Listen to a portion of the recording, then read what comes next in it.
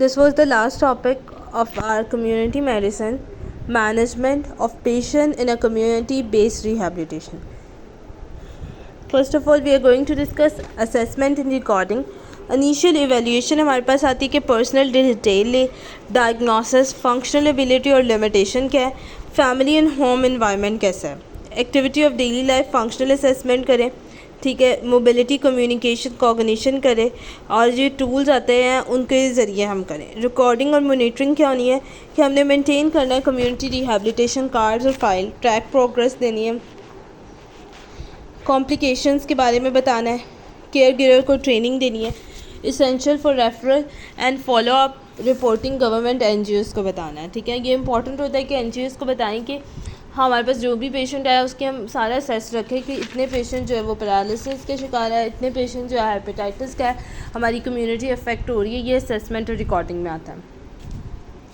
Then उसके बाद fits आ रहे होते हैं. फिट्स जो मोस्ट कॉमनली हो रहे थे, इसमें क्या होता है, सीजर्स जिससे कह रहे थे, इनकंट्रोल डिस्चार्ज हो रहा था पल्स का. ठीक है, कॉज क्यों हुआ, सेरिब्रल पाल्सी आ गया, लिप्टिक हो गया, फीवर कोई रहा और इंजेक्शन हो गया. ठीक है, कोई इन्फेक्शन हो गया उसकी वजह से भी आ रहा होता है. अक्सर काफ़ी देर के लिए फीवर रहे तो उससे ना फिट्स बच्चों को पड़ने लग जाते हैं. टाइप के होते हैं, जर्नलाइज होते हैं, नॉन टॉनिक होते हैं, पार्शली और फीबल होते हैं.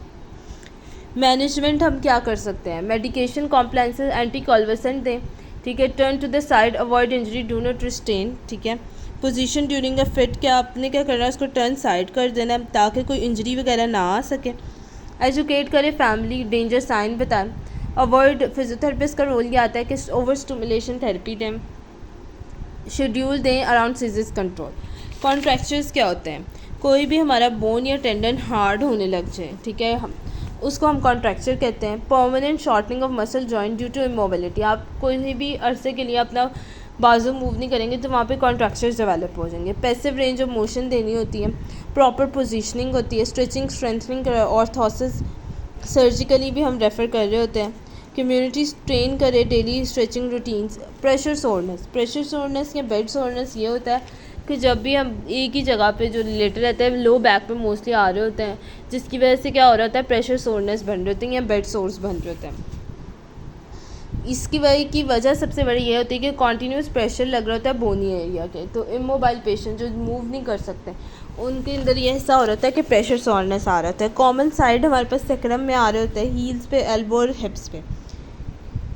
प्रिवेंशन ऐसी है कि 2 घंटे बाद ऐसे पेशेंट को कहें कि भाई अपनी साइड को चेंज करते रहें. साथ ही साथ कुशन या मैट्रेस हम उनको रेफ़र कर सकते हैं या लिख सकते हैं कि भाई आप लोग कौन सा एयर मैट्रेस मिलता है बाज़ार से वो यूज़ करें. उसमें क्या होता है कि आपके जो बोनी पार्ट्स होते हैं उस पर प्रेशर कम हो रहा है, बॉडी जो होती है वो हवा में रहती है. ठीक है, तो वो जो होता है वो बेहतर होता है. ठीक है, देन उसके बाद आप क्या करें कि क्लीन करें अल्सर को एंटीसेप्टिक्स के साथ, ड्रेसिंग करें वॉन्ड की.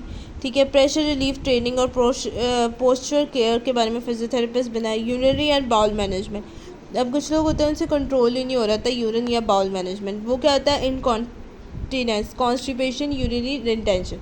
ब्लेडर मैनेजमेंट के लिए क्या होता है, time of wording, clean intermediate catheterisation, hygiene की एजुकेशन भी हम दे रहे होते हैं.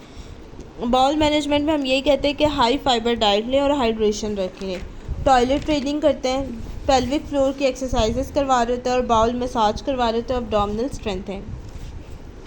चेस्ट इन्फेक्शन हमारे पास पुअर मोबिलिटी और वीक कफ और एस्पायरेशन आता है, चेस्ट की फिजियोथेरेपी करवा रहे होते हैं, प्रिकॉसिस साउंड देख रहे होते हैं. ठीक है, देन उसके बाद अपराइट आफ्टर फीडिंग कहते हैं बच्चों को. इसकी एक ये भी होता है कि आप काउच पे लगा के अपना सर, उसको कहते हैं कि अपना हेड डाउन करें, साइड लाइन पोजीशन में लगाया और लेफ़्ट रंग ग्रेविटी के आगे और प्रेशर अप्लाई करते हैं तो ग्रेविटी की वजह से वो ट्रैक सारा ट्रेकिया में आ जाता है और जो भी मटेरियल होता है वो रिमूव आउट हो जाता है. इसे कहते हैं कि चेस्ट क्लीन अप करना है. ठीक है, फिर इसके इनकरेज करनी है हाइड्रेशन, एंटीबायोटिक प्रिस्क्राइब कर दे. फैमिली और चेस्ट फिजियोथेरेपिस्ट टेक्निक आता है. Feeding children and cerebral palsy, अब जो होते हैं पुअर कोऑर्डिनेशन ऑफ सकलिंग और स्वॉल्विंग की हो, वो जो होता है सेरिब्रल पाल्सी के बच्चों में आपको पता है सकलिंग का मसला आ रहा होता है, रिस्क ऑफ एस्पायरिन निकल जाते हैं वो खाना, स्लो फीडिंग आ रही होती है, अंडर न्यूट्रिशन रह रहे होते हैं. मैनेजमेंट क्या है कि position during feeding, upright head support हो, थिक फूड को अवॉइड करें, स्पेशलाइज फीडिंग बॉटल्स और स्पून होती है उसमें दें. फीडिंग टाइम रखें, टेक्सचर मॉडिफिकेशन और हाइजीन का खास ख्याल रखें. टॉय मॉकिंग वर्कशॉप की बात करें तो ये क्या होता है, स्टिमुलेट कर रही थी हमारी सेंसरी और मोटर डेवलपमेंट, इनकरेज कर रही थी क्रिएटिविटी लोकल वर्कर में, टॉय के आइडियाज़ आ रहे थे बच्चों में। अब तो हम मोबाइल बहुत ज़्यादा यूज़ कर रहे होते हैं और बच्चों को कहते हैं कि बस घर में रहो, जबकि ऐसा नहीं करना चाहिए, उन्हें कम्युनिटी में जाने देना चाहिए। उनकी मेंटल और सेंसरी मोटिव डेवलपमेंट के लिए दिस इज़ वेरी इंपॉर्टेंट। ये हमारी सोसाइटी नेगेटिव की तरफ जा रही है, जहाँ पे हम बच्चों को सिर्फ एक कार्टून लगा देते हैं या फ़ोन दे देते हैं कि भाई यही आपका कंफर्ट जोन है, जबकि ऐसा नहीं होना चाहिए। पहले ज़माने में लोग जो थे वो मिट्टी के साथ खेलते होते थे या बाहर जाते थे, जिससे क्या होता था कि वो बिल्डिंग्स वगैरह बनाते थे, जिससे उनके दिमाग की सेंसरी और मोटर डेवलपमेंट हो रही होती। जबकि आज सेडेंट्री लाइफस्टाइल की तरफ एक छोटा बच्चा भी जा रहा है कि वो बस बैठा रहेगा और टीवी और मोबाइल देखता रहेगा। अब क्या होता है, टॉय आइडियाज़ उसमें दिमाग में आते हैं, उनको टेक्सचर का पता लगता है, बॉल सैकिंग ब्लॉकिंग का पता लगता है, रिसाइकल कर रहा होता है वो घर की चीज़ों को जो पड़ी होती हैं, अपना दिमाग इस्तेमाल करता है, जिससे उसके लिए डेवलपमेंटल होती है। कम्युनिटी एंगेजमेंट होनी चाहिए, हमें जो है वो वर्कशॉप करवानी चाहिए पेरेंट्स की, और लोकल जो आर्टिशन हैं उनकी करवानी चाहिए, और चिल्ड्रन को play based learning during therapy के दौरान भी उन्हें कहें कि आप बच्चों को थोड़ा सा खेलने का टाइम दें। वेलफेयर असिस्टेंस आ रही होती है, डिसेबिलिटी सर्टिफिकेट। आप देखिए टाइप ऑफ सपोर्ट क्या होती है, जो लोग डिसेबल हैं उनको सर्टिफिकेट्स बना के दे, गवर्नमेंट पेंशन दे, free assistive devices NGOs provide करें, साथ ही साथ स्कूल एडमिशन और ट्रांसपोर्ट सपोर्ट फ्री प्रोवाइड करें।